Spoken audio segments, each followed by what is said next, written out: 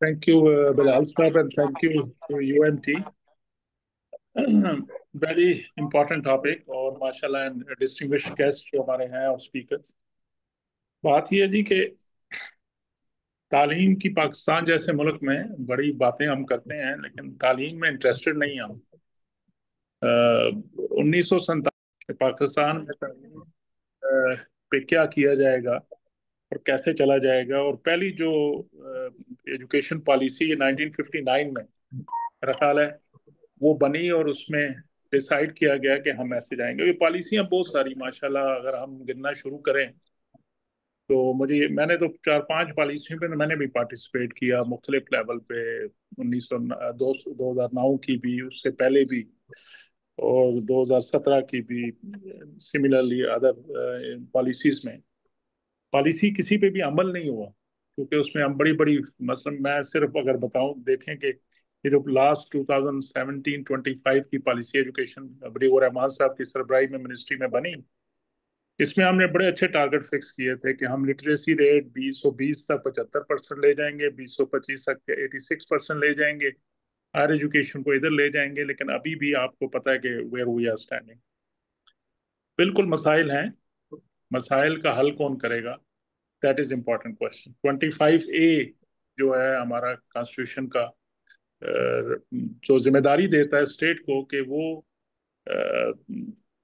16 साल की एज तक के बच्चे बच्चियों को फ्री एजुकेशन के मौके मैसर करेंगे। कभी कोई चैलेंज नहीं किया इसने कोर्ट में किसी ने इसको, लेकिन ये भी अपनी जगह मौजूद है। अब आते हैं आउट ऑफ स्कूल चिल्ड्रन के। आपने मुख्तलिफ नंबर्स आते हैं, कोई 26 मिलियन की फिगर भी है। अभी मैं आज आने से पहले चैट जीटीपी पूछ रहा था, वो तो कहता है 26.2 million people are children out of school with this age group. जो भी चले 25 मिलियन रख लेते हैं, तो ह्यूज नंबर। ये बच्चे पैदा हो चुके हैं, ये नहीं है कि ये बच्चे पैदा होने हैं हम या उससे बढ़ के भी। अगर हम देखते हैं इवन हायर एजुकेशन तक जाएं तो total tertiary education access rate हमारी हार्डली 12 to 13% है। तो मैं हमेशा कहता था गवर्नमेंट के पास जब जाते थे फाइनेंस के पास कि पैसे बढ़ाएं, तो वो आगे से कुछ और मिस बातें बताते थे कि बहुत मुश्किल हालात है। तो मैं उनसे कहता हूँ देखो, मेरा मसला आज का तो है ही है, मेरा मसला तो अगले 25 साल का है। ये जो बच्चे बच्चियां यूनिवर्सिटियों में आनी, ये पैदा हो चुके होंगे, तो बेहतर है इनके लिए कुछ स्वाब पैदा करें, इनके लिए कोई मसला हल करें। लेकिन बदकिस्मती से जो कंट्री अपने एजुकेशन टोटल पे लेस 2% ऑफ जीडीपी इन्वेस्ट कर रहा होगा, what are we expecting from this nation. But फिर भी अल्हम्दुलिल्लाह हमारे इतने रेजिलियंस हैं, इतने अच्छे हमारे बच्चे बच्चियां स्मार्ट हैं कि इस मुश्किल हालात में भी वो डिलीवर करते हैं और हमारे इदारे भी उसके लिए काम कर रहे हैं। Coming back to directly what is the solution, it is not that simple basically कि ये सोशल इशू भी है, ये कल्चरल इशू भी है, ये सोसाइटल इशू भी है, ये जो है इसके बहुत से डायनामिक्स हैं।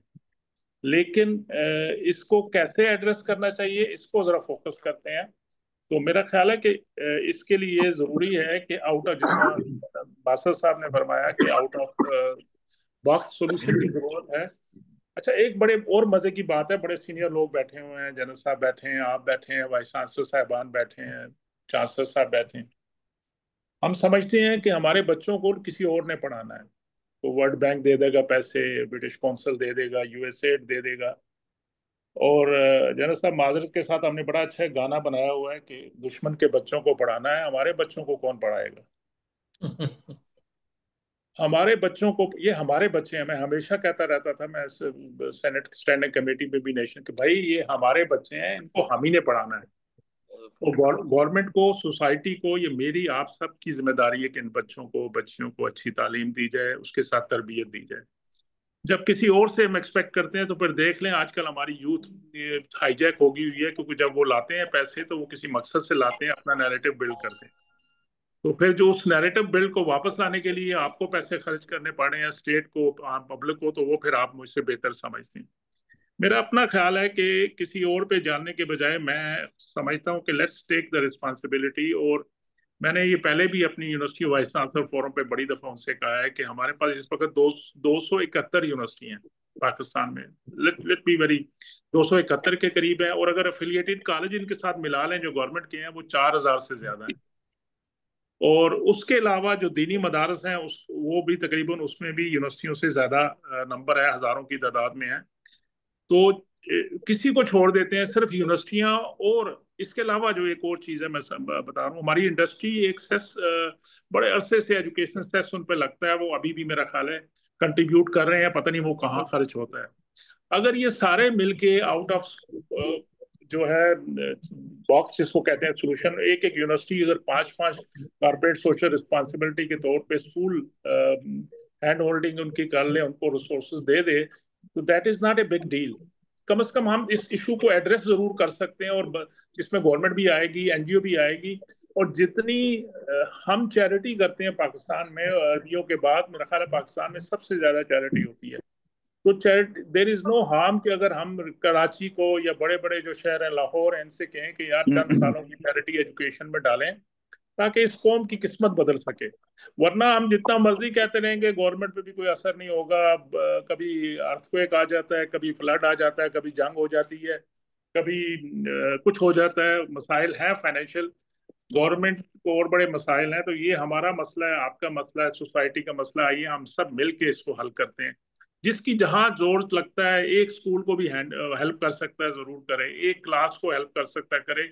मेरा ख्याल है इतना बड़ा मसला नहीं है 25 मिलियन बच्चों को स्कूल में लाना, क्योंकि इसके साथ एक और उसके साथ एक एफर्ट करनी पड़ेगी कि इन इसमें जो इसको खाली पढ़ाना इशू नहीं है, इशू ये है कि बच्चे क्यों नहीं आते। एक तो आपने इसमें बड़ी अच्छी कंसेप्ट नोट लिखा हुआ है कि इसमें है जी कि वहाँ इंफ्रास्ट्रक्चर नहीं है, कोई बात नहीं है। मैं कश्मीर गया पिछले दिनों, उधर उधर पत्थरों पे लोग बैठ के पढ़ रहे थे, क्योंकि वो जलजले के बाद वहाँ कभी स्कूल ही नहीं बने। मुझे प्राइम मिनिस्टर को रिक्वेस्ट करके आजाद कश्मीर के वो स्कूल बनवाने पड़े कि भाई कुछ तो ख्याल करो, कब से वो खत्म, जलजले का अरसा भी गुजर गया, वो स्कूल तो बना दे वहाँ पे। तो कहने का मकसद ये है कि ये जो बच्चे पेरेंट्स जिनके गरीब गुर्बत होती है, उनके लिए 5 बच्चे हैं या 4 बच्चे हैं, तो वो 400 रुपये रात रोज के लेके आते हैं।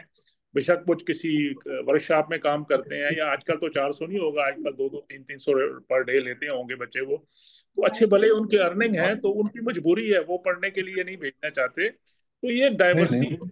होलिस्टिक अप्रोच के साथ गवर्नमेंट को उधर सपोर्ट करनी चाहिए, हमारी सोसाइटी को, यूनिवर्सिटियों को उनके लिए अपॉर्चुनिटी पैदा करनी चाहिए, और कंपलसरी कर दें यूनिवर्सिटी लेवल के बच्चों के लिए कि वो बच्चे वहां उनको पढ़ाएं, जो इंटर्नशिप आप कहते हैं कि वो वहां पढ़ाएं, ताकि ये मसला नेशन हल हो जाए। वरना ये बढ़ता जाएगा कि कभी 21 मिलियन थे, 22 हुए, 23 हुए, 25 हो गए, 26 हो गए, और ये बढ़ता जाएगा जब तक हम इसको अपना मसला समझ के हल नहीं करेंगे। तो मेरी तो ये गुजारिश है, और मैं शुक्रगुजार हूँ यूएमटी का, डॉक्टर साहब आपका और आपकी टीम का, कि आपने मुझे ये इज्जत दी इतने बड़े बड़े लोगों में।